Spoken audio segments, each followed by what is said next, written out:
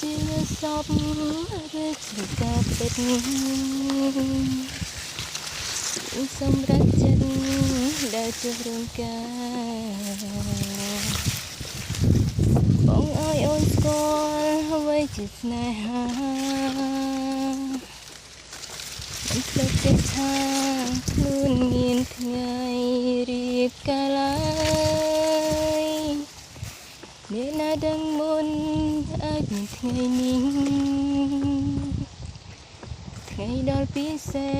សពួកយើងទាំងពីរស្នេហាបងអូនដូចអគ្គិសនីប៉ុន្មាននាទីផ្ដើមមានចិត្តរៀងខ្លួនបានទេមិនអើយអូនខ្មាំងគេបានទេមិនអើយស្រីផ្សេងមើងងាយអូនបានទេធ្វើជាបានល្អរបងកូន